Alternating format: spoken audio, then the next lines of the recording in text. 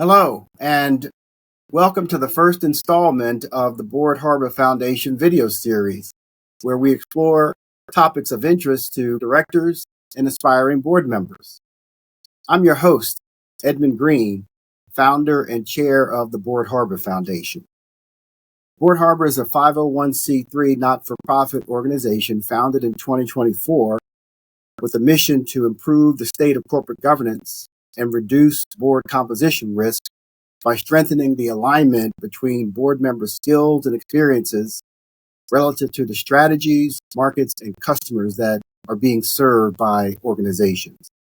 We achieve our mission by helping corporate directors and board-ready individuals to connect, collaborate, and share information and form trusted bonds of relationship, which are essential to the ability to successfully land and serve on corporate boards.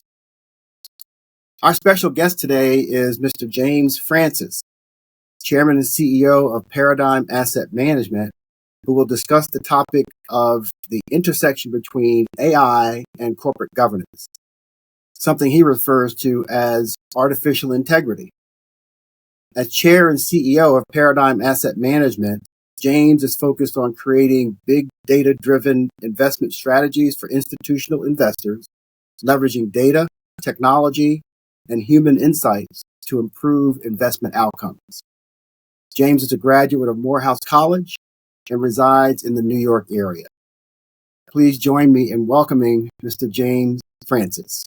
James, welcome. Pleasure to be here. Thank you for having me. Thank you.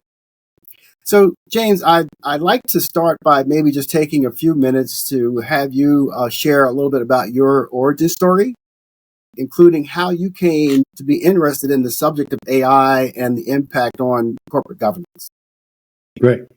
Well, once again, thank you for having me on this podcast, and it's a pleasure to be with you here today. My background, as you mentioned, I'm the CEO of Paradigm Asset Management Company, and we are a data-driven organization. And after spending many decades in using data, algorithm, or more traditional AI to manage assets, when generative AI jumped on the scene in 2022, I felt, one, very well equipped to understand the opportunities that it presented to my company, corporations, and society in general.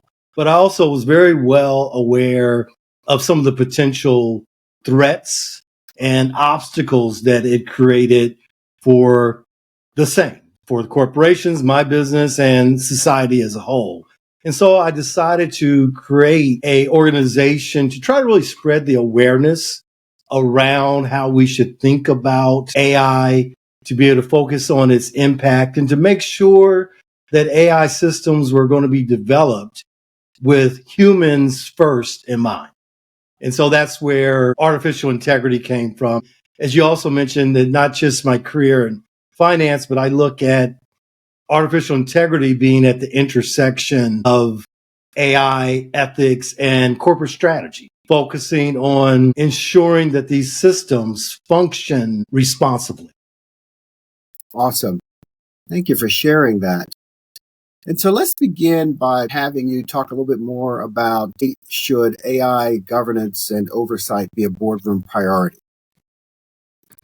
Well, AI governance isn't optional, first and foremost. It's essential.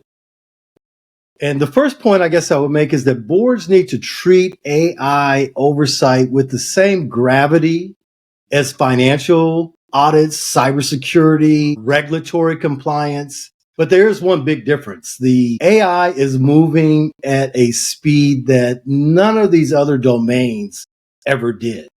And so a failure to govern AI today is really a failure of leadership tomorrow.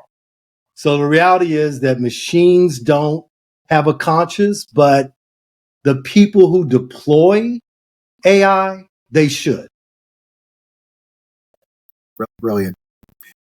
And so when you talk about AI risk and threats, the issue often raised about AI is concerned about bias. And as you know, since humans are the ones who are designing and training the AI algorithms, there's always a risk that the inherent biases that humans carry with them can ultimately become embedded and encoded in the technology. And essentially what will end up with is faster, better, cheaper bias, as opposed to, as you mentioned, having fair and unbiased decision making and equitable decisions around hiring and investment and business strategy.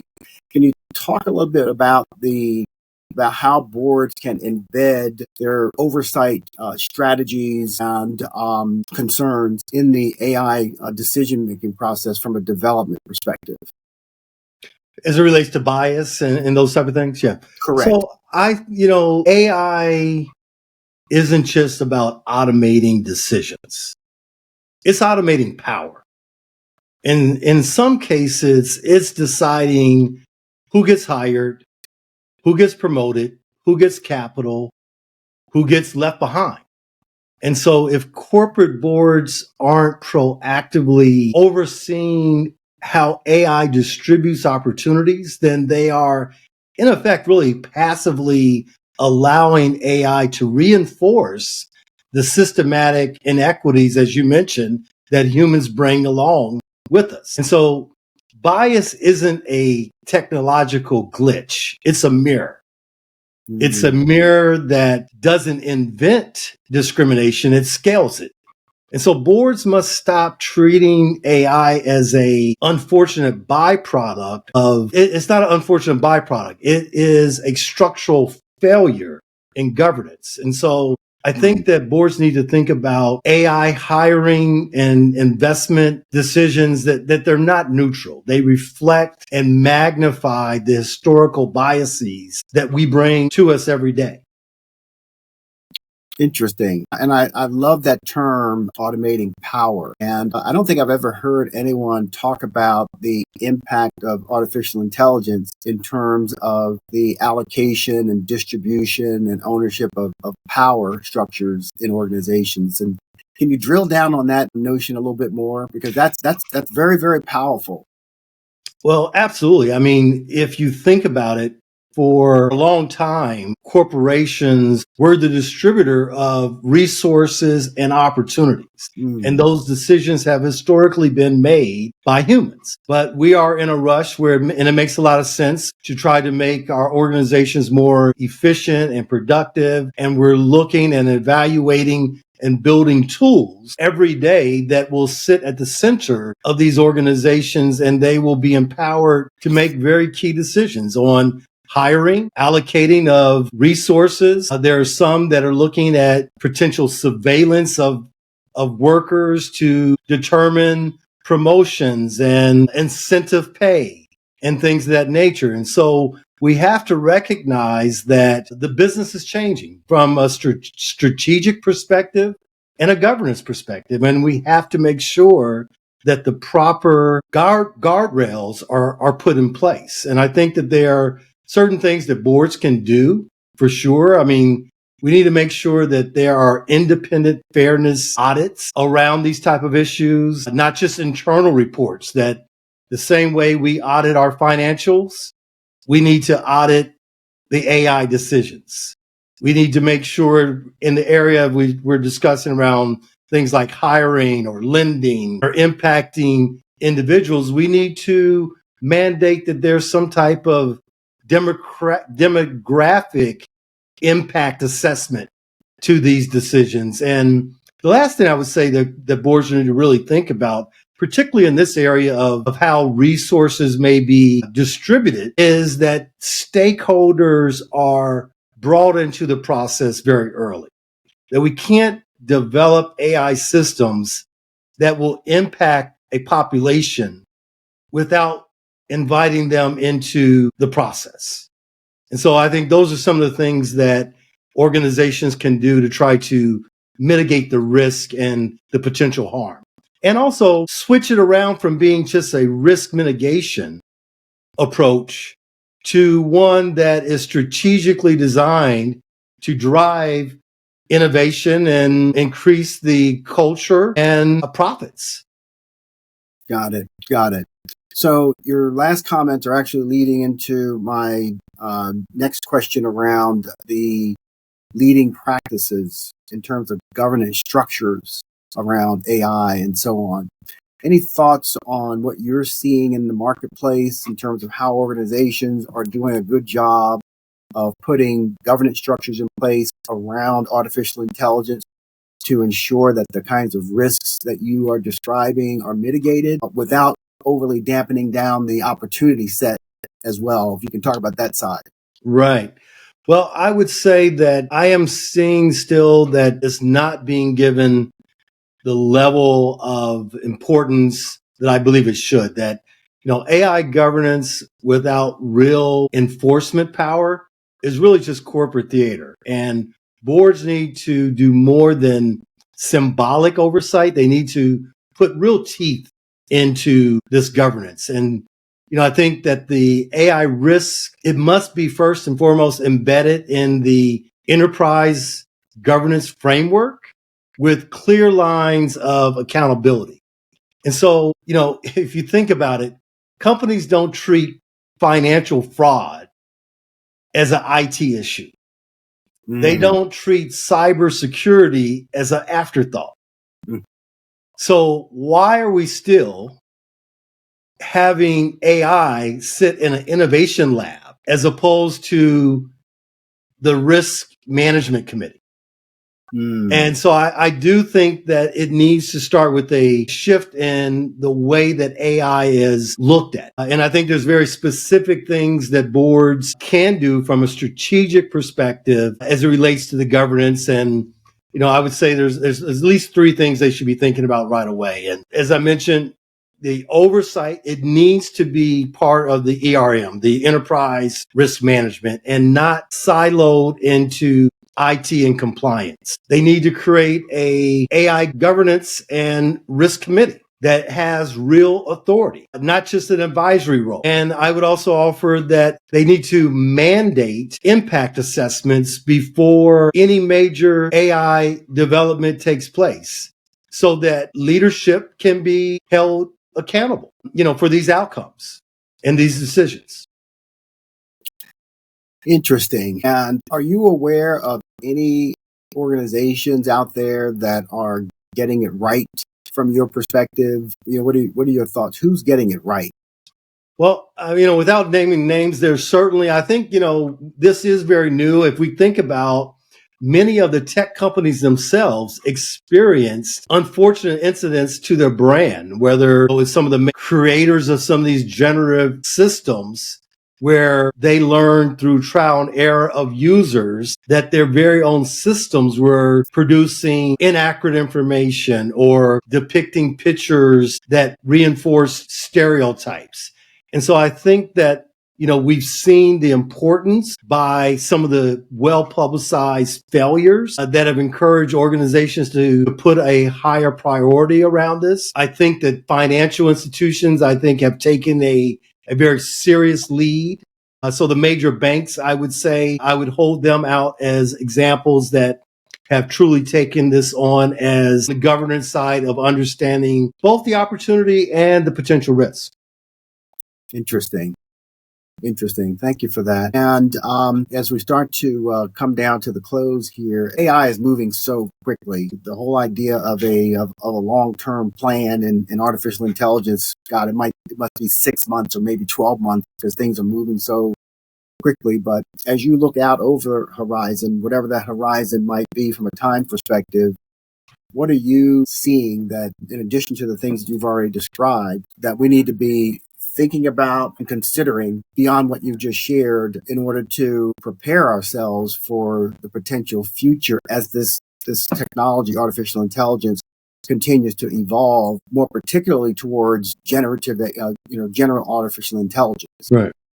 Well, first and foremost, I think it's wonderful what you're doing in your work is certainly contributing to this. What I would say in that regard, Edmund, is that AI is not waiting for permission to disrupt industries.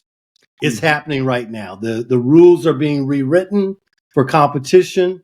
So the real risk isn't just that AI presents a failure. It's AI complacency. So if boards do not act, if they're not active in preparing for AI driven disruption, then they're preparing to be left behind. So if an organization, and I would say, individuals as well, if they're not planning for AI driven automation, regulatory compliance, workforce reskilling, and I would put next to the reskilling, there's a huge trust issue that needs to be addressed with employees as it relates to reskilling. So if they're not doing that, then they're not preparing themselves for the next 3 to 5 years. And as you mentioned, it's coming rapidly. And so I would say, AI development is outpacing regulations, which is creating a massive compliance risk. We see that AI driven automation is reshaping industries as a whole. So the reshifting of the workforce and reskilling strategies are of utmost importance. And then the boards must be prepared to deal with this disruption before it happens and knowing that it is happening as we speak. So if I'm a corporate director on the preparation point, what can I do to get prepared for this? And from your perspective, what's different? What is fundamentally different about artificial intelligence versus all these other technology revolutions that have occurred over time? We've had the wheel, and then we had the printing press, and then we came into the industrial age, and all of those technologies were disruptive on some level. Even computer technology coming into before in the 80s and 90s. What is fundamentally different about AI that gives you cause for concern and reason to really want board directors to pay attention to this in ways that maybe they didn't in the past? Sure. For other technologies? Well, I would say that, you pointed out very accurately that this is literally just another disruption, but there are differences. One, the speed. I don't think we've seen something that has evolved with such speed. And it came on the scene and it has made a dramatic impact across industries and across society in a time and a fashion that we've never seen before. The scale in which it will impact is also a magnitude that we've never seen before, both from a societal perspective and within organizations. And so when you think about it, it will be very few places within a corporation that are not impacted by AI systems. And so the speed, the scale, and not just the risk side, though. I think we need to balance it in that this is a innovator's dream. The right corporation that harnesses this technology is playing both offense and defense. And right now, I do think that we should be focused on being defensive and making sure that we avoid any major reputation risk, major system risk, and things of that nature. But we should also be very excited about what this can do to elevate our workforce, elevate our leaders, improve our customer service and customer satisfaction, and product innovation. And so the sky's the limit. But to your last question, I think what corporate boards can do is they can create AI foresight teams that are tracking both the AI risk and the opportunities. They can do scenario planning to look at how AI is impacting their industry and various scenario planning to see how they may best, respond. And then finally, I would say aligning their corporate strategy with the evolving AI accountability laws that are being developed and will be being shaped in real time as we move along. Brilliant. Those are all very, very good insights, James, and we really appreciate your thoughts and leadership in this space. In the time that we have left, are there any remaining remarks? I made a few notes here about key takeaways. The whole idea of embedding AI governance into the oversight and risk management process, maybe forming a AI governance and risk committee, and then mandating impact assessments. I mean, those are great takeaways. Any other thoughts in the time that we have remaining from your perspective that you might want to share with the audience around why this matters from a corporate governance Yeah, perspective? absolutely. And I think one thing that I try to get across is that AI is no longer simply a technology issue. It's a leadership issue. Boards must treat AI governance. It's not a check the box exercise. Mm-hmm. And the ones that treat it that way will be scrambling in a crisis mode if that occurs. So you need to be prepared. You need to look at AI decisions to make sure that you are protected from a reputation perspective, from a regulatory perspective, and from a revenue perspective. And so it's about being proactive and moving away from just risk mitigation and looking at ways to unlock the full potential and strategic advantages that AI presents.